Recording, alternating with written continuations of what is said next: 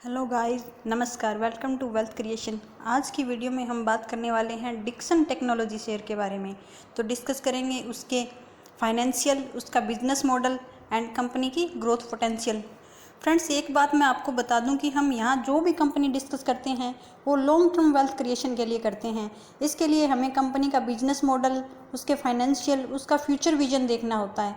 Friends, हो सकता है कि शॉर्ट टर्म में आपको कोई एक शेयर बता दें और वो 10 गुना भी हो जाए, पर आपका वेल्थ क्रिएट का जो गोल है वो आप अचीव इससे नहीं कर पाओगे। लॉन्ग टर्म में वेल्थ क्रिएट तभी होता है जब हम लर्निंग पे फोकस करते हैं, ना कि रिटर्न्स पे।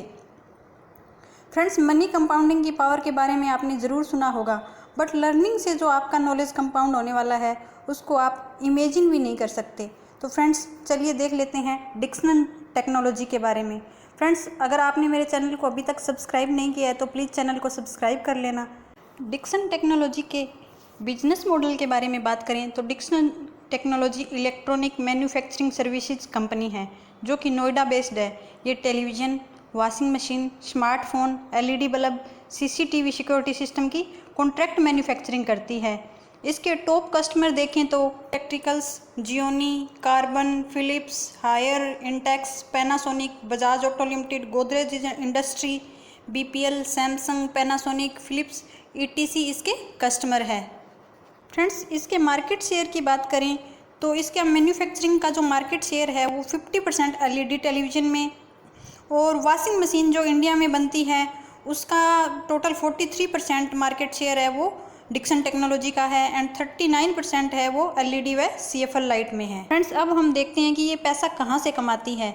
तो एलईडी टीवी से इसका 54% रिवेन्यू जनरेट होता है, बाकी 24% एलईडी बल्ब्स में, 11% वॉशिंग मशीन में एंड 11% अदर्स से। फ्रेंड्स, इसका ऑपरेटिंग प्रॉफिट देखें तो लाइटिंग प्रोडक्ट से ये सबसे ज़्यादा प्रॉफिट जनरेट करती है। 43% जो इसका प्रॉफिट है वो लाइटिंग से आता है, बाकी 22% कंज्यूमर इलेक्ट्रॉनिक्स से, 20% होम अप्लायंसेज से एंड 3% मोबाइल फ़ोन से इसका प्रॉफिट जनरेट होता है। फ्रेंड्स, इसने कैपेक्स किया है, लास्ट 3 साल में काफ़ी अच्छा कैपेक्स किया है, और इसका जो इफ़ेक्ट है वो इसकी आरओसीई एंड आरओई पे पड़ा है। तो जब हम फाइनेंशियल डिस्कस करेंगे तब देखेंगे कि कैपेक्स का आरओसीई एंड आरओई पे क्या इफ़ेक्ट पड़ा है। इसके इन्वेंट्री डे 37 है, यानी 37 डे में ये अपने प्रोडक्ट बना के बेच पा रही है।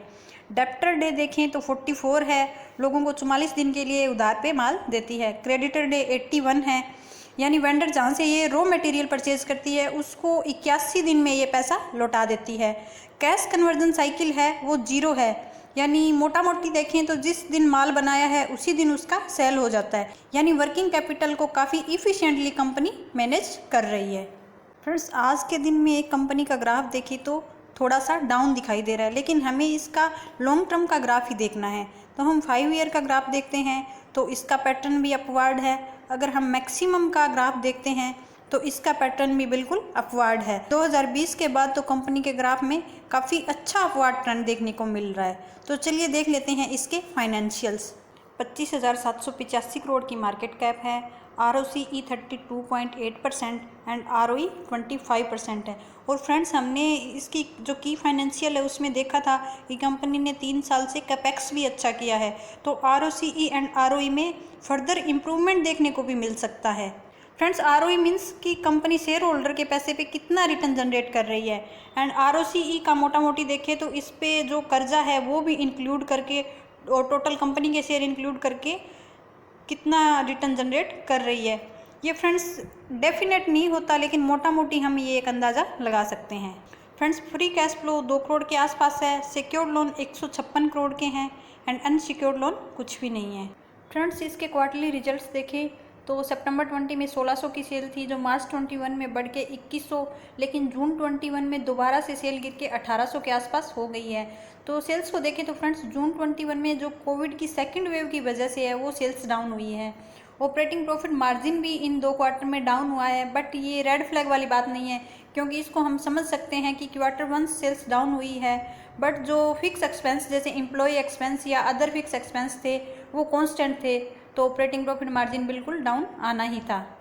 Friends, year on year sales देखते हैं तो मार्च 29 में 2900 की थी, जो मार्च 20 में काफ़ी बढ़ के 4400 और अभी 6400 मार्च 21 में 6400 एंड अभी 7700 के आसपास है।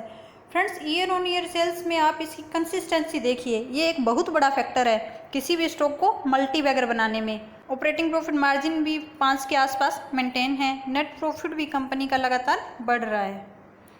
फ्रेंड्स, इसके स्टॉक के रिटर्न की बात करें तो 3 साल में लगातार 100% के रिटर्न स्टॉक ने दिए हैं एंड 1 साल में 161% के रिटर्न स्टॉक ने दिए हैं। रिजर्व्स देखें तो रिजर्व भी कंपनी लगातार बढ़ा रही है और इसकी बोरोविंग देखें तो मार्च 20 में 87 की थी, पर मार्च 21 में बोरोविंग थोड़ी सी बढ़ी है। पर फ्रेंड्स, हमें ये भी देखना है कि पैसा बोरो करके कंपनी क्या कर रही है, हमें ये देखना है, क्योंकि इसने देखो फिक्स्ड असेट भी बनाई है। मार्च 19 में 241 की थी, जो मार्च 21 में 550 हो गई। यानी जो बोरोइंग इसकी बिल्कुल बढ़ रही है, लेकिन ये बोरोइंग को फिक्स्ड असेट पे लगा रही है, यानी कंपनी कैपेक्स वगैरह कर रही है। फ्रेंड्स, इसके शेयर होल्डिंग पैटर्न की बात करें तो प्रमोटर्स ने 35%, FII ने 19%, DII ने 9% और पब्लिक ने 35% की शेयर होल्डिंग रखी है। DII ने ज़रूर इसमें कम किया है, बट FII ने बढ़ाया है। तो फ्रेंड्स, हम देखते हैं कि कंपनी कंसिस्टेंट है अपने सेल्स में, अपने मार्जिन में। तो स्टैगर्ड वे में आप इसमें इन्वेस्ट कर सकते हो, यानी स्मॉल अमाउंट लगा के शुरुआत कर सकते हो और इसके क्वार्टरली रिजल्ट पे बिल्कुल आपको फोकस रखना है। हम वेल्थ क्रिएशन चैनल पे आपको अपडेट करते रहेंगे, सो जुड़े रहिए हमारे साथ। Thanks for watching.